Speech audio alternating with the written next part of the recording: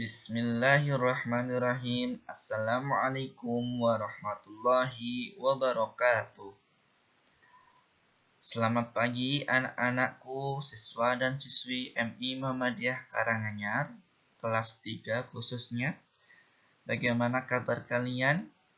Semoga kalian selalu baik-baik saja, sehat-sehat, dan selalu dalam lindungan Allah Subhanahu wa Ta'ala.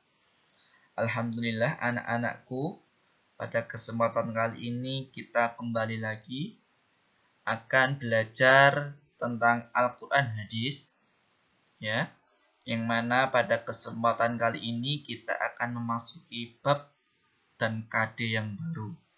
Silahkan anak-anak siapkan alat tulisnya, ditulis apa yang perlu ditulis, ya.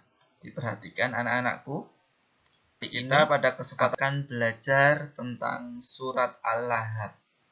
Ya, tentunya anak-anak juga sudah tahu dan juga sudah hafal ya surat ini. Nah, apa tujuan pembelajaran pada kesempatan kali ini? Yang pertama yaitu siswa dapat melafalkan surat Al-Lahab dengan baik dan benar. Yang kedua, siswa dapat membaca surat Al-Lahab dengan baik dan benar. Kemudian siswa dapat menghafalkan surat Al-Lahab dengan baik dan benar. Selanjutnya, siswa dapat mengartikan surat Al-Lahab dengan baik dan benar. Kemudian, selanjutnya, siswa dapat menjelaskan isi kandungan surat Al-Lahab dengan baik dan benar. Nah, itu adalah tujuan pembelajaran pada bab ini anak-anak. Ya, semoga tujuan itu bisa tercapai semuanya. Amin. Kita langsung masuk ke materi. Nah, surat Al-Lahab dan artinya. Karena yang pertama tadi kita harus membaca surat Al-Lahab dengan baik dan benar, maka di sini Pak Guru contohkan cara membaca surat Al-Lahab, ya. Diperhatikan. A'udzu billahi minasy syaithanir rajim. Bismillahirrahmanirrahim.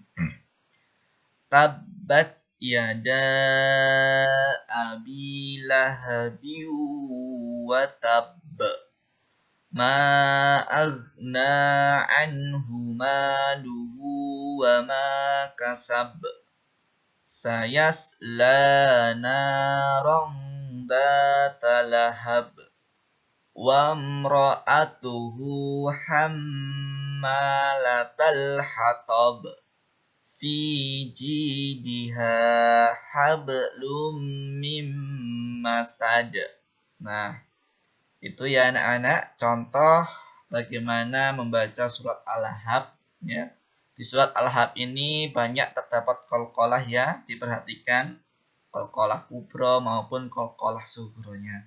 Silahkan dicoba di rumah, diulang-ulang dan disemakkan kepada orang tua atau kakak dan lain sebagainya di rumah agar nanti kalau ada kesalahan bisa dibenarkan.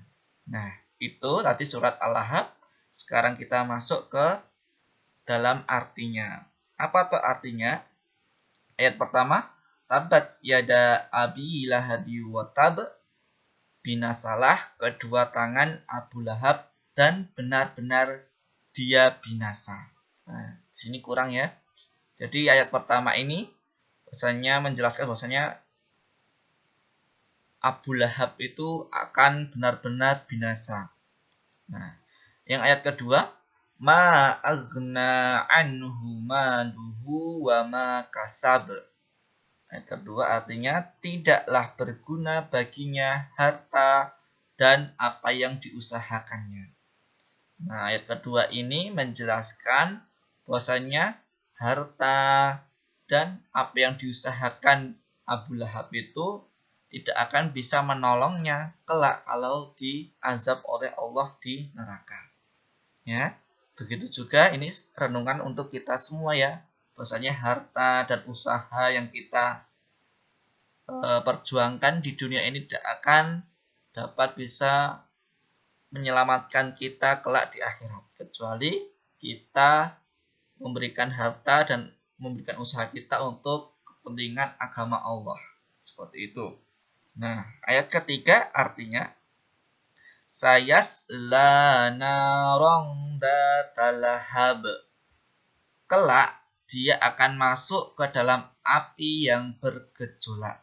Nah, jadi Abu Lahab ini besok sudah ditakdirkan atau sudah dicap sebagai ahlu neraka, ya, sebagai orang yang akan masuk neraka atau api yang bergejolak. Nah, ayat keempat, wamra'atuhu hammalatal hatab, dan begitu pula istrinya pembawa kayu bakar atau pembawa fitnah. Nah, ternyata yang akan masuk ke dalam neraka itu bukan hanya Abu Lahab, tetapi juga istri Abu Lahab yang juga akan memasuki neraka. Istri Abu Lahab ini dikenal dengan pembawa kayu bakar atau pembawa fitnah.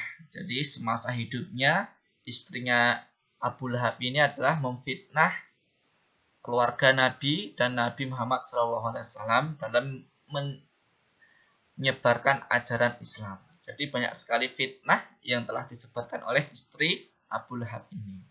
Fi jidiha hablum mim masad. Ayat terakhir, di lehernya ada tali sabut yang dipintal. Nah, istri Abu Lahab itu dikenal ketika hidupnya itu membawa tali yang diikatkan pada leher istri Abu Lahab tersebut. Nah, tali itu dipakai untuk membawa kayu yang mana kayu itu berduri dan diletakkan di jalannya Nabi Muhammad. Nah, tujuannya adalah untuk mencelakakan Nabi Muhammad ketika berjalan untuk menyebarkan ajaran agama Islam. Itu adalah sekilas surat dan arti surat Al-Lahab, ya. Selanjutnya, semoga anak-anak paham, ya. Kalau tidak paham nanti bisa ditanyakan langsung ke Bapak Ibu guru atau Bapak Ibu di rumah. Selanjutnya kita akan belajar isi kandungan surat Al-Lahab. Perhatikan.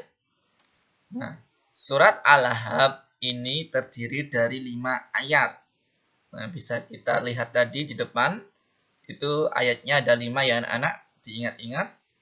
Surat Al-Lahab di dalam Al-Quran itu menempati urutan yang ke-111.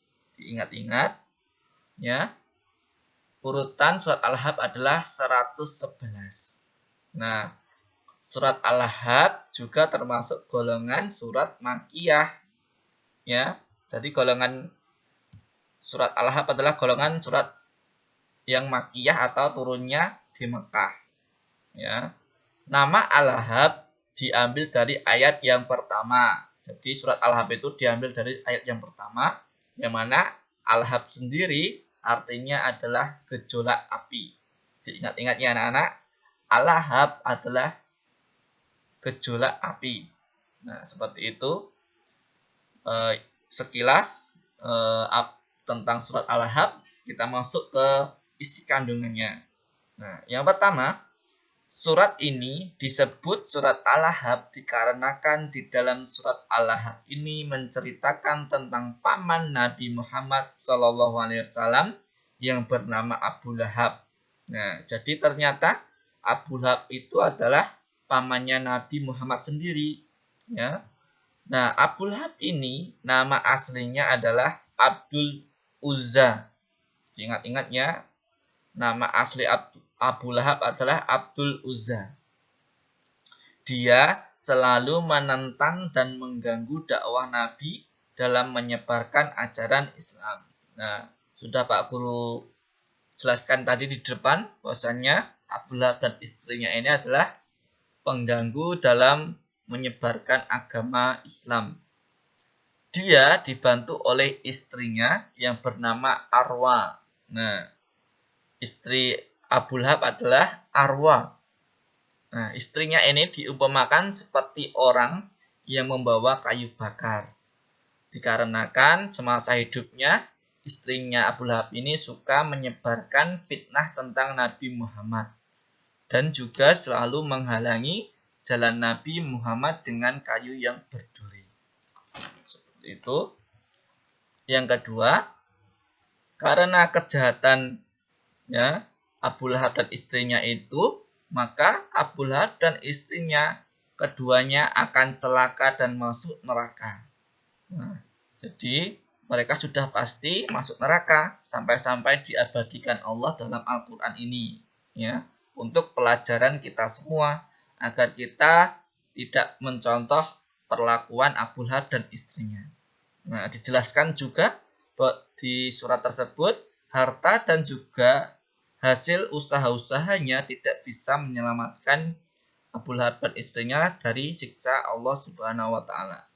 Nah, yang ketiga, bentuk azab atau siksa yang akan diterima Abu Lahab dan istrinya di neraka nanti sesuai apa yang telah mereka lakukan, yaitu salah satunya yaitu di lehernya ada tali dari sabut yang dipintal. Dengan tali itu Allah Subhanahu wa taala menjerat lehernya dan mengangkatnya tinggi-tinggi lalu mencampakkannya ke dasar neraka.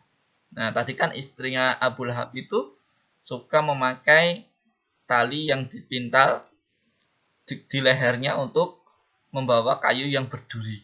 Nah, besok di neraka juga akan diikatkan tali di leher istrinya tersebut, kemudian ditarik ke atas, tinggi sekali, kemudian setelah sampai atas, lalu dilemparkan sekeras-kerasnya ke dasar neraka.